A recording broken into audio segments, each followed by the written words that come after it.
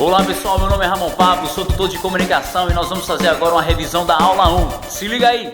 Senhoras e senhores, ó o cara, tio, ô guria, esse homem é doido. E aí, truta? Variedades linguísticas e o uso literário e artístico da linguagem. Beleza, pessoal, então o primeiro ponto a nós revisarmos é a importância da comunicação. Então, desde muito tempo, as pessoas elas se comunicavam através de desenhos, desde a Idade da Pedra. E isso vem evoluindo. Eles aprimoraram os desenhos, passaram a utilizar alfabetos e hoje nós nos comunicamos através da fala. E a fala, da mesma forma, ela evolui. Há 10 anos atrás, 15 anos atrás, nós falávamos de um jeito, utilizávamos palavras que hoje nós não utilizamos. Então ela é uma língua dinâmica. A língua portuguesa é uma língua que varia, tá certo? Então as variações linguísticas no nosso Brasil existem diversas e cada uma delas serve, cada uma delas está certa. Eis o erro que nós cometemos hoje de dizer que determinada variação está errada, certo? Então ela não existe variação certa ou variação errada. O que está certo ou o que está errado é a sua adequação.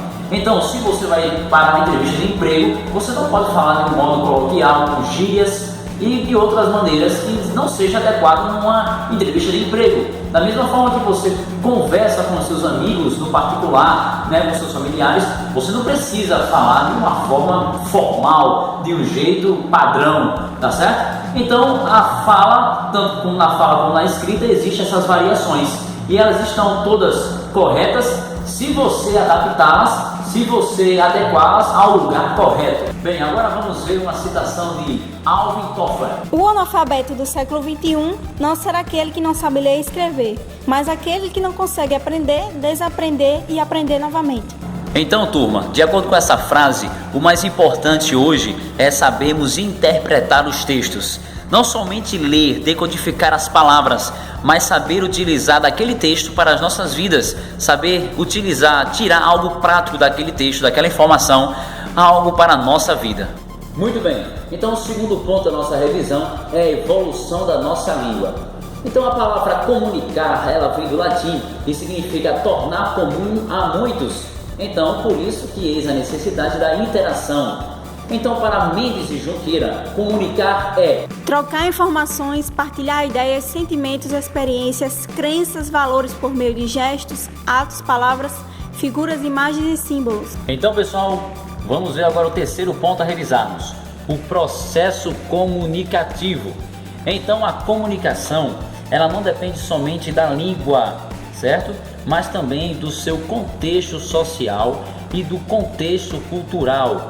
Por exemplo, a palavra emboá, em outras localidades aqui do Brasil, ela pode ser conhecida também como piolho de cobra ou gongolo, certo? Da mesma forma, peba, aqui ele pode ter diversos significados. Pode ser uma espécie de tatu, pode ser então uma pessoa chata, sem valor, peba, entendeu? Vamos agora para o quarto ponto para revisarmos, a oralidade escrita. Então vejamos agora alguns exemplos de textos escritos. Cartas, bilhetes pessoais, resumos, textos acadêmicos. E agora exemplos de textos orais. Debates, entrevistas, notícias de TV, exposições acadêmicas, aulas. Turma, então o nosso quinto ponto de revisão são as intenções comunicativas que estão intrinsecamente relacionadas com o nosso público-alvo. Então deixa eu dar um exemplo para vocês. Um médico, ele não pode utilizar os seus jargões, ou seja, os seus vocabulários específicos para falar com a pessoa leiga. Essa pessoa não vai entender, entenderam? Então da mesma forma acontece com qualquer outra profissão ou até com você mesmo.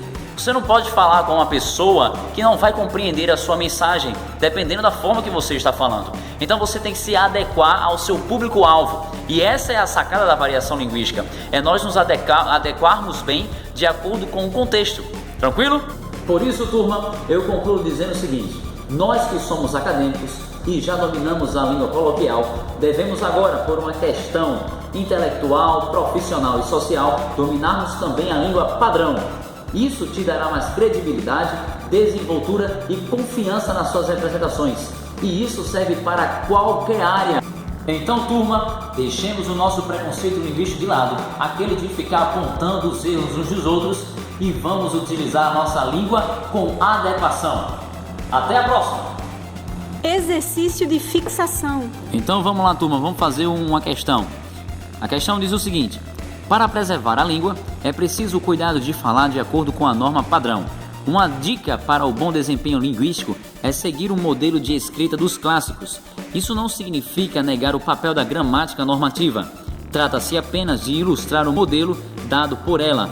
A escola é um lugar privilegiado de limpeza dos vícios de fala, pois oferece inúmeros recursos para o domínio da norma padrão e consequente distância da não padrão. Esse domínio é o que levará o sujeito a desempenhar competentemente as práticas sociais. Trata-se do legado mais importante da humanidade, porque a linguagem dá ao homem uma possibilidade de criar mundos, de criar realidades, de evocar realidades não presentes. E a língua é uma forma particular dessa faculdade, a linguagem, de criar mundos. A língua, nesse sentido, é a concretização de uma experiência histórica. Ela está radicalmente presa à sociedade. Então, analisando a relação proposta entre as duas asserções acima, assinale a opção correta.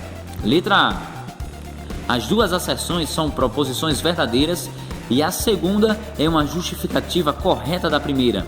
Letra B. As duas asserções são proposições verdadeiras, mas a segunda não é uma justificativa correta da primeira. Letra C. A primeira asserção é uma proposição verdadeira e a segunda é uma proposição falsa. Letra D. A primeira asserção é uma proposição falsa e a segunda é uma proposição verdadeira. E letra E. As duas asserções são proposições falsas. Beleza? Depois de lido a questão, turma, tente fazê-la sozinho, tá certo? Então pause o vídeo nesse momento, que daqui a 2 segundos eu vou dar a resposta. Pause o vídeo. Muito bem.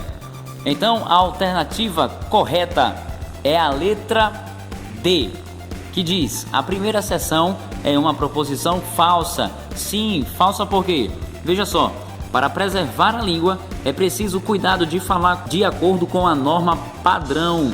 Isso não procede, certo? Para preservar a língua, não é preciso que isso ocorra, preservar a norma padrão. Até porque a norma padrão foi uma adequação da língua coloquial. Então isso não procede. E ainda tem mais. Uma dica para o bom desempenho linguístico é seguir o modelo de escrita dos clássicos. Então veja, a nossa língua, ela é dinâmica, ela não é engessada. A nossa língua, ela muda de acordo com os tempos. Então nós não precisamos nos engessar somente nos clássicos, beleza? E a segunda é uma proposição verdadeira. Sim, por quê? Porque a linguagem dá ao homem uma possibilidade de criar mundos, de criar realidades, de evocar realidades não presentes através da leitura. Tranquilo? Valeu!